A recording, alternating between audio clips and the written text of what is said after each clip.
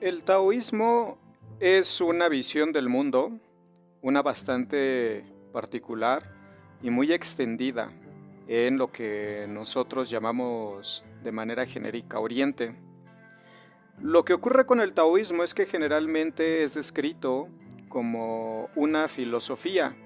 Ya saben ustedes que se le denomina filosofía a veces simplemente una visión del mundo, a la filosofía de la religión de alguna civilización, cómo conciben el universo y qué designaciones le dan a sus entidades divinas, o simplemente una actitud hacia la vida. En ese sentido, recuerden ustedes que yo les he comentado que la filosofía es la especulación experta en un área, ¿no?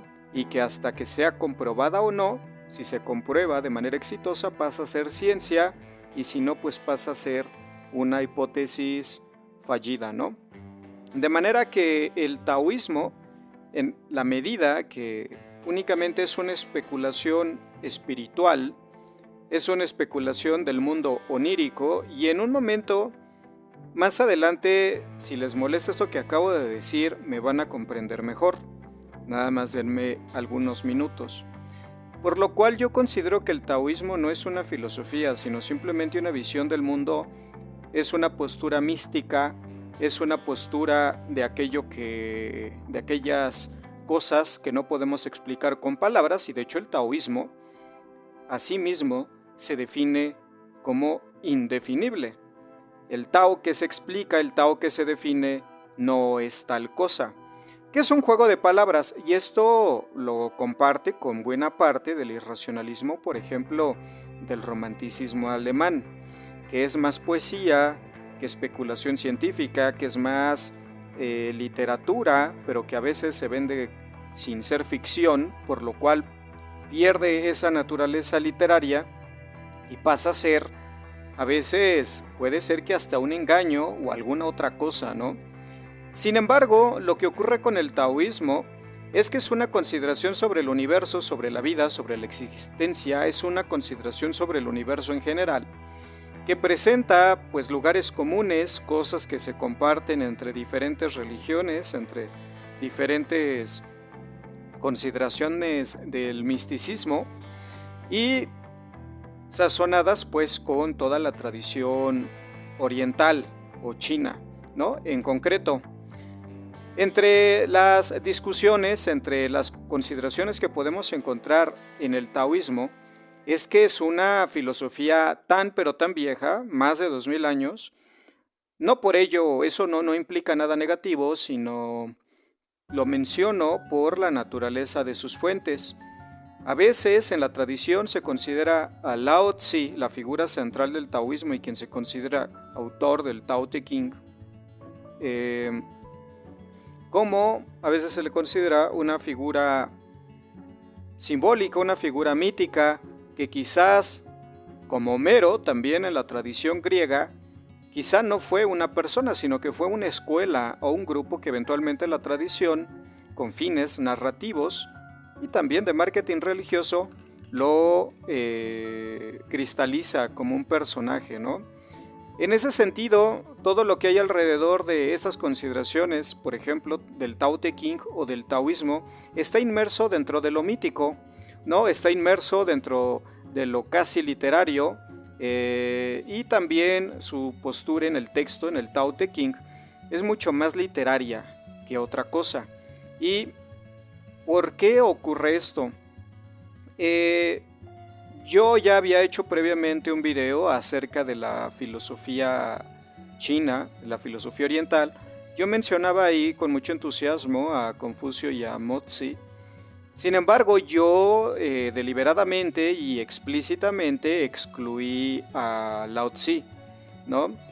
Y yo mencionaba que él tenía unas características diferentes y eso no lo hace menos importante, pero fíjense, le estoy dedicando un video completo al maestro Lao Tzu, porque lo que ocurre con el Tao Te Ching es que es una consideración que parte desde la lógica a partir de meditación. No de meditaciones como las de Aurelio, sino de la práctica de la meditación, de poner la cabeza a descansar, a reposar, en no pensar en nada, no dejar que ningún pensamiento anide en ella y nos distraiga, sino simplemente estar pendientes quizá de la respiración, de las sensaciones, meditar. Cualquiera que esté familiarizado con esta práctica, cuando lee el Tao Te Ching le hace mucho sentido, pero esa lógica de la meditación, de ser nada, de ser nadie, ¿sí?, de no tener entre comillas nada en la cabeza, que esto es imposible porque evolutivamente el cerebro siempre tiene cosas. El asunto es que durante la meditación nosotros aprendemos a soltar esos pensamientos, ¿sí? Que si se nos olvidó, que si se nos perdieron las llaves, ok, ahorita no me preocupo de eso. Sigo pendiente de mi respiración, ¿sí?, de descansar mi cerebro, de dejar que siga en esta práctica meditativa, que Electra ya me va a embargar porque debo mucho en la tarjeta. Ahorita estamos para meditar. Que el universo, o sea, empiezan a salir un montón de preocupaciones, de ocupaciones y de cosas que hasta pueden ser desde lo más frívolas hasta lo más absurdas o hasta de lo más oscuras, porque a veces cuando uno está meditando, el cerebro empieza a entrar en recovecos, ¿no?, en una serie de fantasías o de preocupaciones que uno simplemente las va soltando en aras de mantener la atención en la respiración. Y fíjense que algo tan sencillo como simplemente prestar la atención a la respiración es no hacer nada.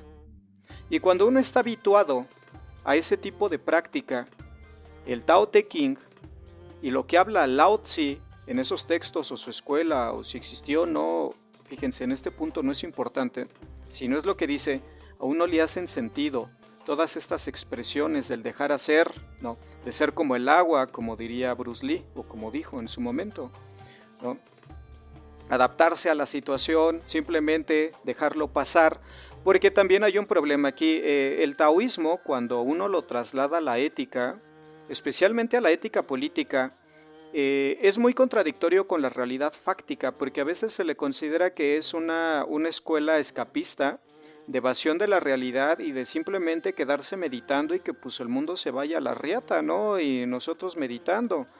Porque o una de dos, o esa es la postura que adopta alguien egoísta que no le interesa el mundo, ni mejorarlo, ni nada, ni cambiarlo, o por otro lado es alguien que está muy cómodo y que el mundo se vaya a la riata, pues a mí no me afecta, ¿no? Entonces, cuando uno traslada las enseñanzas del Tao Te Ching, de Lao Tzu, tanto a la política, a la ética y a la filosofía en general, entra en unos choques contradictorios muy fuertes, y por eso es que el taoísmo resulta tan cuestionable a nivel filosófico, científico y político, ¿sí? Por eso yo los estoy llevando al ámbito donde yo considero que surge, que es el de la reflexión meditativa y de la autocontemplación y de la autosanación cerebral, emocional, meditativa, la etiqueta supersticiosa, mágico-musical o neurocientífica que ustedes quieran utilizar. Pero cuando uno lee el Tao Te Ching desde la postura meditativa de la práctica, que es muy concreta para situaciones muy específicas y con una intención muy clara, que es la de simplemente evitar engancharse con un pensamiento, el Tao Te Ching hace absolutamente sentido, ¿sí? Y en ese sentido es un problema, discúlpenme la redundancia, es que este tipo de escuelas, este tipo de consideraciones, de visiones del mundo, que yo aquí no las designo así como filosofías, porque hay posturas de repente que prácticamente cualquier cosa es filosofía. Y permítanme decirles que cuando una etiqueta cuadra para todo, entonces termina sirviendo para nada, porque si cualquier cosa es filosofía, entonces vamos a estar en discusiones muy complicadas porque las definiciones concretas ¿no? Nos permiten tener una discusión donde todos estamos en el mismo suelo, donde todos podemos participar con claridad conceptual y entonces tener discusiones mucho más fructíferas. Por eso yo considero que el taoísmo es una enseñanza mística, lo que sea que eso signifique, pero que en ese sentido no es filosófica, porque la filosofía nos sirve mucho en el mundo práctico, en el mundo real, en el mundo científico, pero el taoísmo tiene un lugar muy específico, otra vez redundando, repitiendo, perdónenme, pero tiene un lugar mucho más concreto en la meditación. ¿Sí? Ahí es donde cuadra, ahí es donde estas enseñanzas del dejar hacer, del ser nada, del hacerse uno con el mundo, porque también eso es muy importante y qué bueno que ahorita lo recuerdo, porque está muy de moda esto de, del usar ya sea plantas, ustedes sabrán a qué me refiero, o algunas sustancias de divertimento que según para expandir la conciencia y hacerse uno con el mundo y perdonar a todos y sentir mucha gratitud y que uno salga con una conciencia expandida y después cambiar nuestra... En algún video sobre meditación ya lo he mencionado, eso uno lo puede hacer sin nada, sin sustancias, sin cosas raras ni choros metafísicos y cursilerías hippies, ¿no? Eso lo puede hacer uno simplemente con la meditación y lo puede hacer uno solito y sin la necesidad de un maestro, de una filosofía y sin...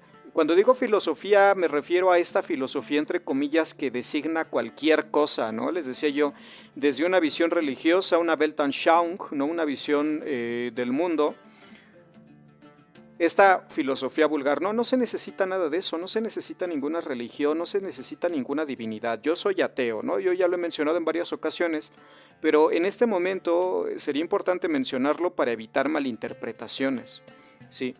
Esa expansión, esa comunión con el mundo son sensaciones que vienen a partir del cerebro de nuestras neuronas y que pueden cultivarse y pueden trabajarse, como en el gimnasio los músculos, a partir de la meditación. De manera que este tipo de misticismos que eventualmente devienen y se les etiqueta como filosofía, si ahí anda gente en las facultades de filosofía como pollos sin cabeza confundidos pensando que el taoísmo es una filosofía, pues no hacen a veces más que quedar mal consigo mismos y ante el mundo, porque eso no es una filosofía, no funciona como tal y no sirve para explicar el mundo exterior material, nos sirve para explicar el mundo que hay al interior de nuestros cráneos. Ahí es donde hace más sentido, ahí es donde la poesía y a veces la literatura cumplen una función mayor, en explicar ese mundo a veces de las sensaciones que está dentro de nosotros y que nos ayuda a interpretar el mundo exterior y razonarlo, ¿no? Nos ayuda a amueblar mejor nuestra cabeza, a mejorar nuestras actitudes, a mejorar nuestro humor y a intentar tener unos equilibrios, ¿no? A partir de los cuales evaluar el mundo.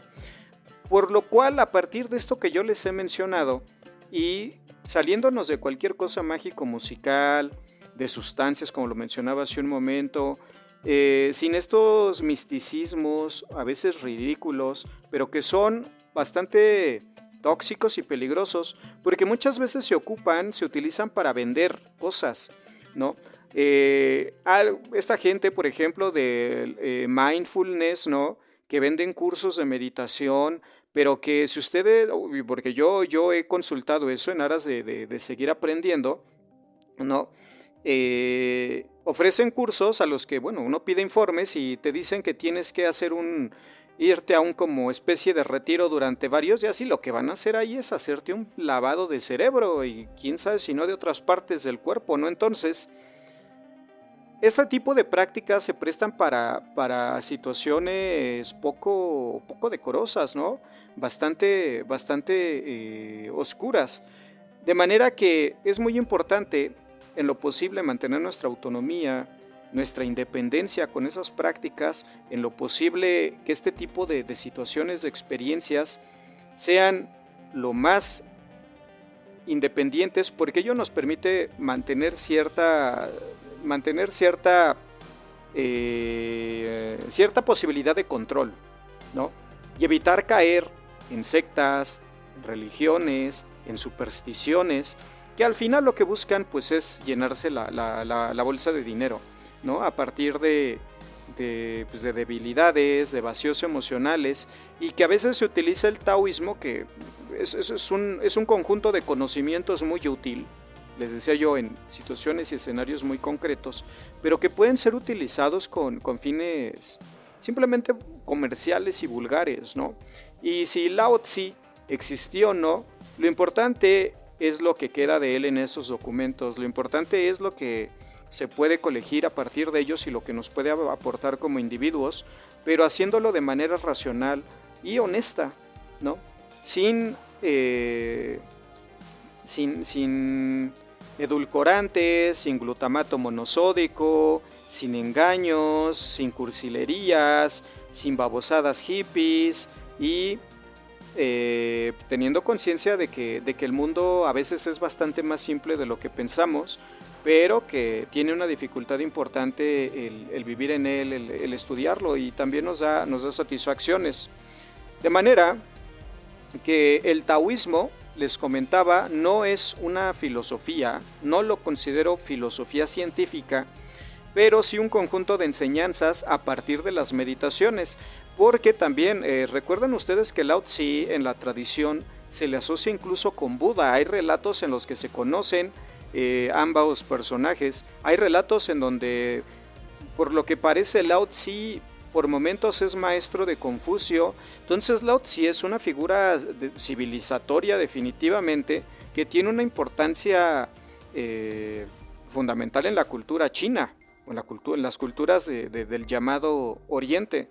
Entonces tiene que ser estudiada, tiene que ser más conocida, se necesita tener más acceso a sus posturas, y también porque hay partes en concreto de los textos atribuidos a Lao Tzu dentro del Tao Te Ching, donde por ejemplo se habla que el mejor gobierno es aquel que no interviene y que simplemente deja ser, ¿no? Lo cual le abre un zaguán así de grande al globalismo, al neoliberalismo y a todos estos fundamentalistas del libre mercado, ¿no? Mercadólatras que creen que el mercado tiene que encargarse de todo, ¿no? Mientras que el Estado pues, es su sirvienta que pues, les limpia las calles y les pone policías, ¿no? Y militares.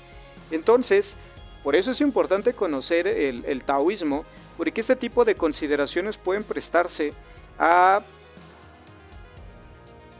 un uso político bastante sucio, ¿sí?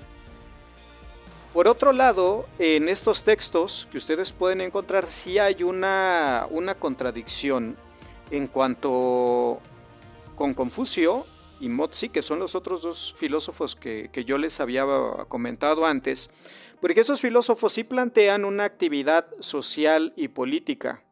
Ajá.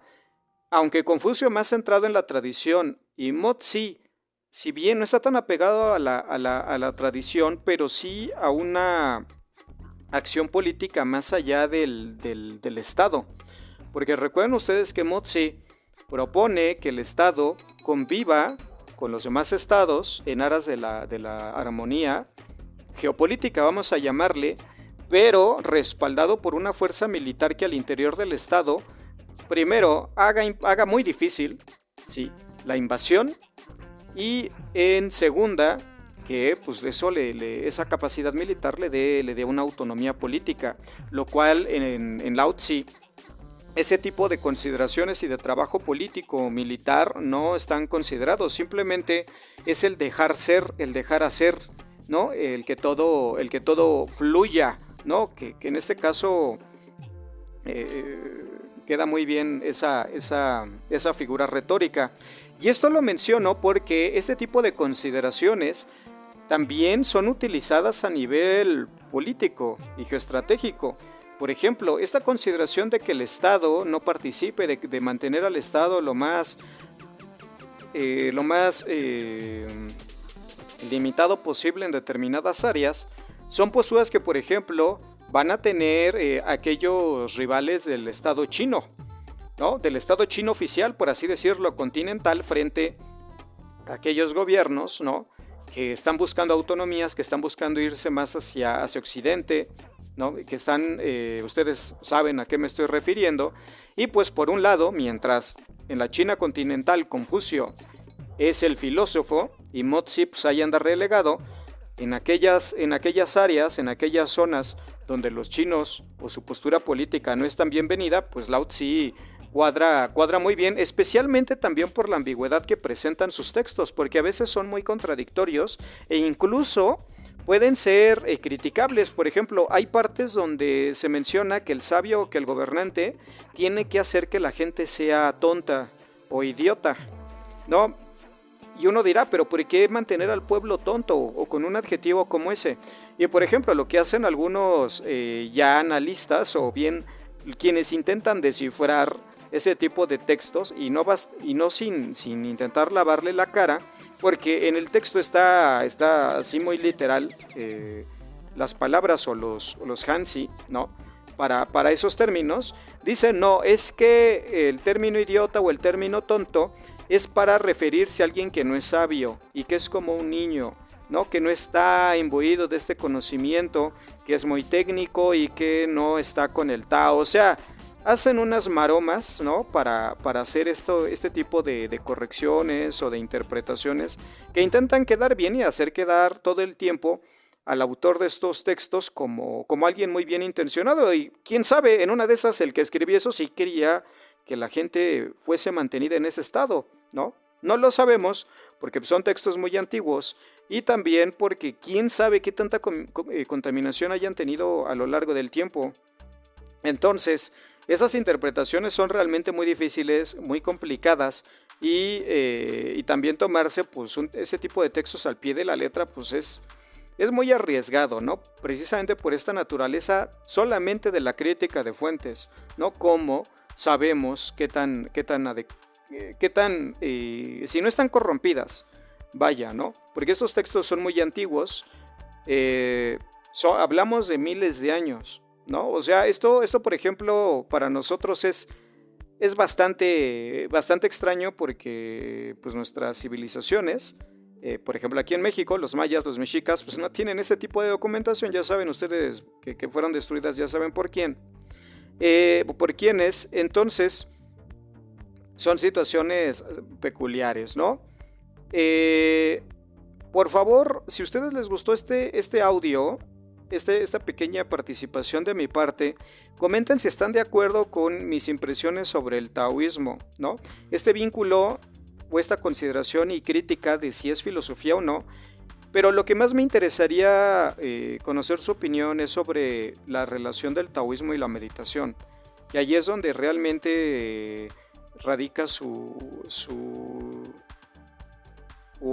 ahí en ese ámbito, perdónenme, es donde realmente hace sentido, ¿no? Ahí es en ese ámbito concreto donde sí podemos atar cabos, ¿no? Entre todas estas metáforas literarias y que a veces son difíciles, ¿no? O complicadas e incluso contradictorias entre sí. Compartan por favor para que papi YouTube, nos recomiende más porque esos contenidos pues no existen, ¿no? O sea, son bastante difíciles de encontrar, no son muchos, no hay muchos videos al respecto.